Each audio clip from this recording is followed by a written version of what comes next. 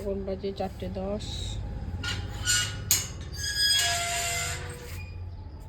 উঠে পড়েছি আমি এখন। চলো জলদি সরো সরো সরো সরো সরো সরো।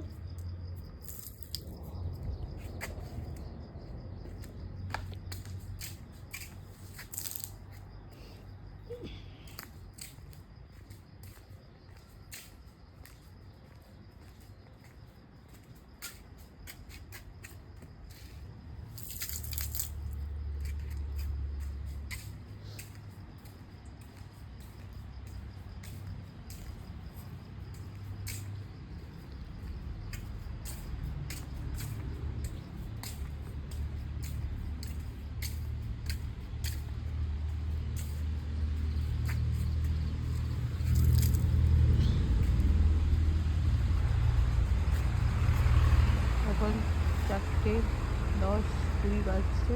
হালকার ওয়েদার এরকম। সেটা হয়ে গেল, পেঁচা হয়ে গেল, যা পেঁচা করেছি।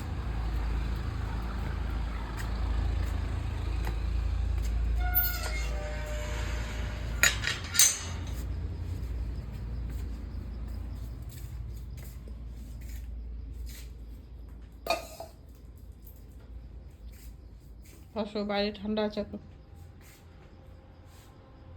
বসো, ওঠো, বাইরে ঠান্ডা আছে। পেঁচা করলে, বাথরুম করলে। শুভ সকাল বন্ধুরা, এখন বাজে 4:39। তো আমার ছেলেকে হালকা একটু খাবার দিয়ে দিলাম। আর চা, এই যে চা খেতে ভালোবাসে আদা দিয়ে, তাই বেশি করে একটু চা দিয়ে দিলাম। আর এই যে বিস্কিট দিয়ে দিচ্ছি, এটা আমার বিস্কিট, মোটার বিস্কিট। আর আমার ছেলে যদি খায়, ছেলের জন্য দুটো নিয়ে নিয়েছি। হচ্ছে আমাদের সকালকার একটু হালকা ফুলকি খাবার। তখন আমার ছেলেকে দিয়ে দেবো।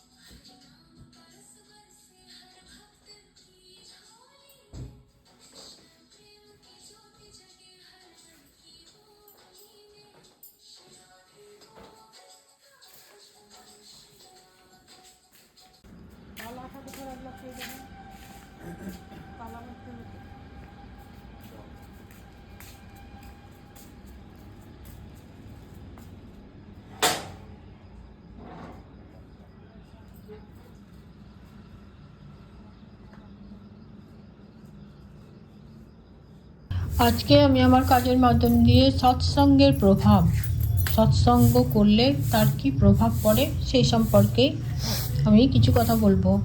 তো এক গভীর জঙ্গলে একদল ডাকাতের একটা আস্তানা ছিল। ডাকাতদের যে বুড়ো সর্দার ছিল, সে সবাইকে বলতো, ভাই সাহেব, যেখানে সৎসঙ্গের কথা হবে সেখানে কোনো দিন যেও না, তাহলে তোমাদের কাজ পণ্ড হয়ে যাবে। কোথাও গিয়েও যদি দেখো সেখানে সৎসঙ্গ হচ্ছে, তাহলে আচ্ছা করে কান দুটো গামছা দিয়ে চেপে বেঁধে নেবে। কোনো ক্রমেই যেন সৎসঙ্গের কথা কানে না ঢোকে। তো ডাকাতরা এইরকম শিক্ষাই পেয়েছিল। একদিন তার দলের এক ডাকাত কোথায় যেন যাচ্ছিল। রাস্তার এক জায়গায় গিয়ে সে দেখলো সৎসঙ্গের কথা হচ্ছে। গন্তব্যে যাওয়ার ওইটি একমাত্র রাস্তা ছিল। হ্যাঁ, তো কাজেই ডাকাতটি তার কান দুটো দু হাতে চেপে ধরে তাড়াতাড়ি জায়গাটা পেরিয়ে যেতে চাইল। হঠাৎ তার পায়ে একটা কাঁটা ফুটলো। সে তখন কোনো রকম এক হাতে কাঁটাটা ছাড়িয়ে কানটা চেপে আবার চলতে লাগলো। ওরই মধ্যে সে একটি কথা শুনতে পেল, কথাটা হলো দেবতাদের ছায়া পড়ে না। এই কথাটা শুনলো, সৎসঙ্গে আরও যেসব গল্প সল্প হচ্ছিল সেগুলো শুনতে পায়নি, কেবল এই কথাটা তার কানে চলে আসলো। যখন ওই কাঁটা ফুটলো পায়ে, তখন ওই কাঁটাটা বের করতে গিয়ে একটা কান ছাড়া পড়ে গেছে আর কি। তো তখন সে কথাটা কানে ঢুকে গেল, দেবতাদের ছায়া পড়ে না। তো একবার ডাকাতরা রাজবাড়িতে ডাকাতি করছে, হ্যাঁ, মানে ডাকাত করতে এসে ডাকাতি করেছে। তখন রাজার গুপ্তচররা নানা দিকে ডাকাতের খোঁজে বেরিয়ে পড়লো, মানে ডাকাত খুঁজতে বেরিয়ে পড়লো। একজন গুপ্তচর জঙ্গলের মধ্যে একটা ভাঙা মন্দির দেখতে পেয়ে ভাবলো ডাকাতরা নিশ্চয়ই এর আশেপাশে আছে। ডাকাতরা তো মা কালীর পুজো করে, তাহলে সেই দেবীর মন্দির। গুপ্তচরটি তখন দেবীর কাছে, মানে দেবী যেরকম সেজে সুন্দর করে সাজিয়ে রাখা হয় দেবী, সেরকম দেবীর সেজে মন্দিরে ঢুকে দাঁড়িয়ে থাকলো। দৈবক্রমে সত্যি সেদিন ডাকাতরা মা কালীর পুজো দিতে মন্দিরে এলো। তো মশাল জ্বালিয়ে নৈবেদ্য সাজিয়ে প্রতিমার সামনে রাখলো, সেই যা সব নিয়ে এসেছিল। তো মশাল জ্বালিয়ে নৈবেদ্য সাজিয়ে তার কাছে তো রাখলো, কিন্তু দেবী তখন তো একদম রেগে গিয়ে বলতে লাগলো, তোরা রাজবাড়িতে ডাকাতি করে টাকা কড়ি ধন দৌলত নিজেরাই খেয়ে ফেললি, আমায় পুজো কিছু লাগালি না, তাই বলছে আমি তোদের শেষ করে দেব। ডাকাতরা এই কথা শুনে ভয়ে কাঁপতে লাগলো।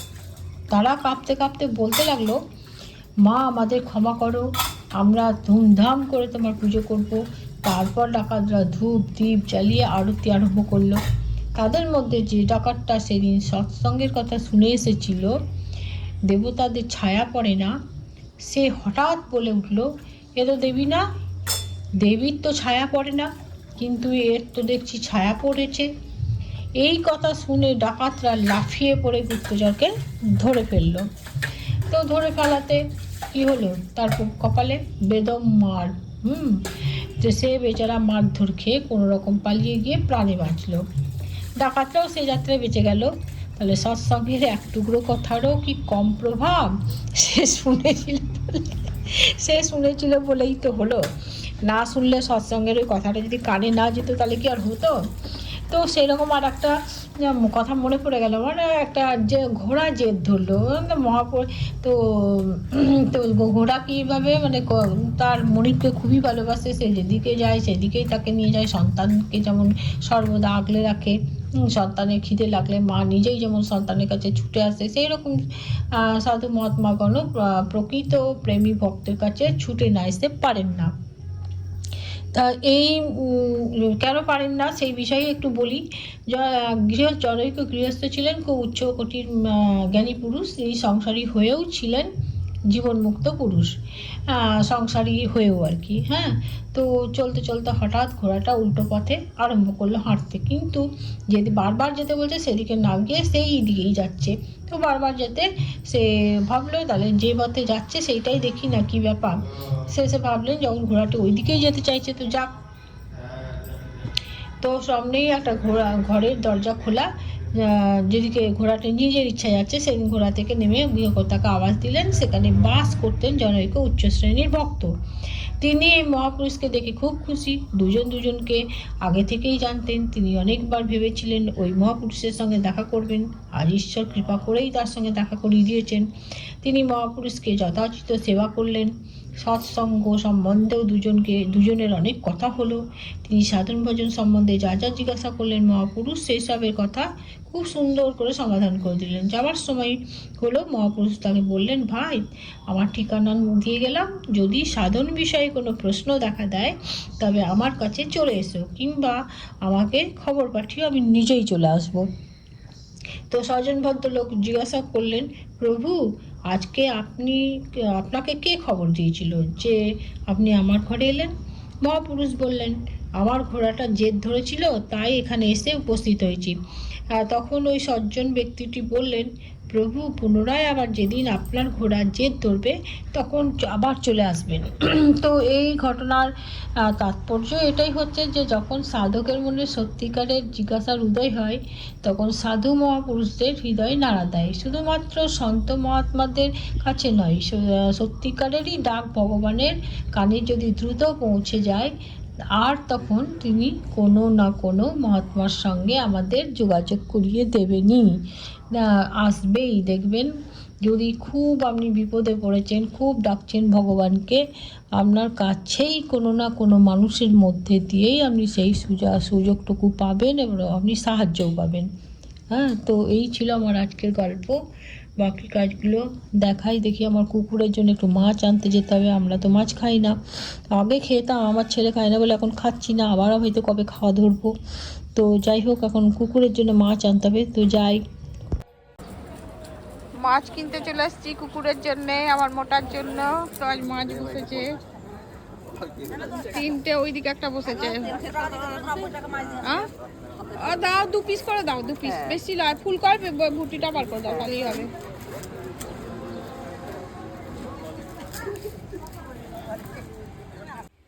জয় শ্রী শম্ভু, নমস্কার। আপনারা সবাই কেমন আছেন? আশা করছি সবাই খুব ভালো আছেন। আমার আজকের এই নতুন ভিডিওতে আপনাদের সবাইকে স্বাগত জানাই। তো আমার পুজো কমপ্লিট হলো, এখন বাজে 10টাও বাজেনি, 15-20 মিনিট দেরি আছে। তো এখন আমি রান্না করব। শুভ দুপুর বন্ধুরা, এখন বাজে 2:16। তো আমার রান্নাবান্না তো অনেকক্ষণ আগেই হয়ে গেছে, তো একটু দেরি হয়ে গেল খেতে বসতে। তো ভাত নিয়ে দিয়েছি, গরম গরম ভাত। আর এই যে আজকে শুধু ডিম কারি বানিয়েছি, আর কালকের যে লাউয়ের ঝোল আছে, অনেকটাই আছে, রাতেও খাওয়া হবে, ওই জন্য আর কি আর বানালাম না কিছু। এই দুটো দিয়ে আমার খাওয়া হয়ে যাবে। তো আমিও খাচ্ছি, আপনাদের তো মনে হয় খাওয়াই হয়ে গেল, 2:16 বাজছে, তখন আমার একটু দেরি হয়ে গেল। এখন শ্বশুরমশাইয়ের ওষুধ তুলতে যাচ্ছি, দেখি বাসটা পাচ্ছি কিনা। শুভ সন্ধ্যা বন্ধুরা, এখন বাজে 6:45। সন্ধ্যা জ্বালানো হলো, চা বানানো হলো 2 রকমের। এই যে আমার দুধ চা, আর ছেলের আদা চা। মানে আদাটাকে অনেকক্ষণ ফোটাতে হয় আর কি, তো আদার ফ্লেভারটা ভালো বেরোয় আর কি। তো র চা। আর এই যে এগ রোল বানিয়ে দিয়েছি, ভেজিটেবিল এগ রোল। এগ রোলটা বানিয়েছি রুটির মতো করে না, আমি গুলিয়েছি, ওর মধ্যে লবণ দিয়েছি, একটু চিনি, একটু গোলমরিচ এবং দুধ দিয়ে গুলে এটাকে করেছি গোলা রুটির মতো। এপিট ওপিট ভালো করে সেঁকে দিয়েছি, তারপর ডিম দিয়ে রুটির মতো ডিমটা ছড়িয়ে দিয়েছি, তারপরে এই রুটিটা দিয়ে ওটা তুলে নিয়েছি। তারপরে আমি ওই গাজর আর মটরশুঁটি, পেঁয়াজ, আর একটা কী দিলাম যেন, আদা কুচি, পেঁয়াজ কুচি, আর গাজর আর মটরশুঁটি, এই 3টেই ছিল। তো ভালো করে ওটাকে হালকা তেল দিয়ে, অল্প তেল দিয়ে, ভালো করে নুন দিয়ে একটু নেড়ে ওইটাকে করে একটু নরম করে নিয়েছি আর কি। ক্রাঞ্চি ভাব থাকে, এটা আমার ভালো লাগে, আমার ছেলে অতটা পছন্দ করে না। তো ওইটাকে সুন্দর করে দিয়েছি। আর টমেটো দিয়েছি, টমেটো খায় না, কেচপ খায় না বলে টমেটো দিয়েছি। তো বেশ সুন্দর হয়েছে খেতে। 2টো বানিয়েছিলাম, তো একটা খেয়েছি, আর খিদে নাই, তো আমার ছেলের জন্য রাখলাম। আমার ছেলে আসতে দেরি আছে, তো র চা আর এই যে দুধ চা। আর আমার ছেলে এই আমার মোটার জন্য বিস্কিট, এই যে আমি একটা বিস্কিট খাবো, শুধু চা খেতে পারি না, তো এই যে বিস্কিট দিয়ে আসবো, দিয়ে চা খাবো। বসে আছে, এখানে আসবে না। আমরা একদম খেতে দিতে যাচ্ছি কুকুরকে। এইখানে ওই মাঝখানে ডাক, ওইদিকে যাবি না, বাবা বকবে কিন্তু। আবার সেই একই ধারা, তোকে দিয়ে যা, এখানে দিয়ে যা। তার লাঠিটাও আনতে ভুলে গেলাম। চল ওইদিকে চল, ওখানে যাবে, আবার ওইদিকে খুব ছোটে। এ তো তাড়াতাড়ি ফটাফট দিয়ে তবে তো তাড়াতাড়ি বোঝে নেমন্তন্ন করতেছি। ওটাই আগে খাক, তারপর পয়সা দিবি। 2 হাতা করে দিয়ে দে, 2 হাতা করে দিয়ে দে, লম্বা করে। আয় আয় আয় আয় আয়, আর যাস না, রাস্তা দে, ওখানেই দে, গোল করে দিয়ে দে। আয় আয় আয় আয় আয় আয় আয় আয় দেখেছো দূরে দূরে কেন আলে চল চল চল চল চল চল চল চল চল চল চল কবিরা এদিকে আমার মানে দাঁড়াও দাঁড়াও দাঁড়াও চল চল খা খেলে খেলে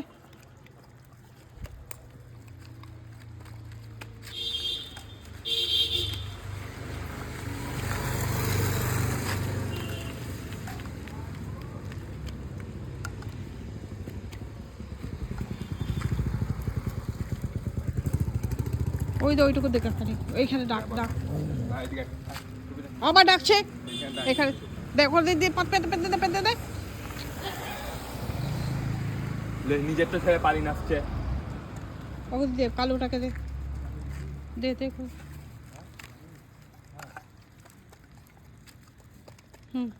দে ওই যে কবিকে দেখা এই নিচে দে সব ও একদম রাস্তায় দিবি না আয় আয় আয় ফাঁসিকে দিয়ে দে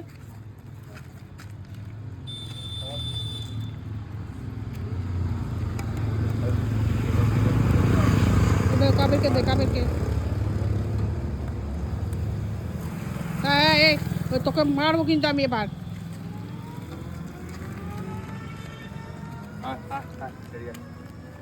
নিজের গলা ছেড়ে শুধু ওইখানে কবিরা কবিরা খা খা খা ওই দা হাসি এসছে না সাদাটাকে দিয়ে দে পাতাটা ওইখানে দে ওখানে দে ও বাচ্চাটা ওর মায়ের পিছু পিছু ঘুরছে ওদের খাবারটা ছেড়ে দিয়ে চলে এলো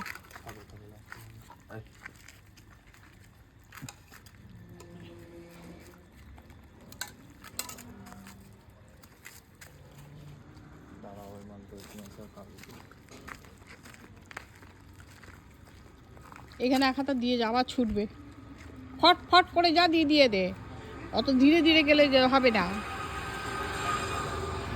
ওই কই দেখি তো খেয়ে রে আমার এখানে আসছে মারপিট করতে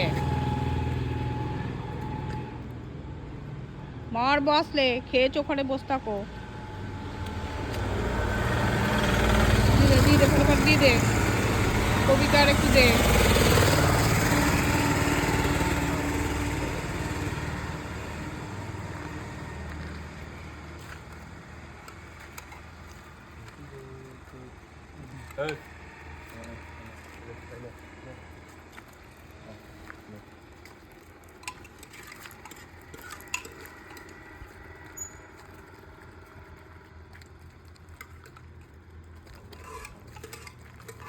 হয়ে গেছে দা দেখছিস কি কর কথা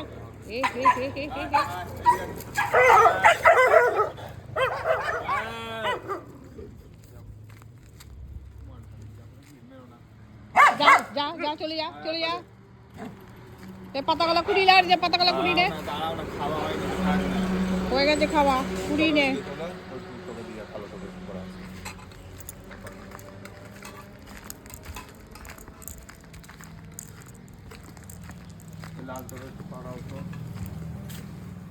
আয় আয় ও একটু দিয়ে যা ঠেকি দে ও ঠেকি দে ও তো মারবে আমি আমি আটকাতে পারবো না ওকে ও বদমাস তো এ আরিজাম ও ধাড়িতে দিয়ে দে ও তারা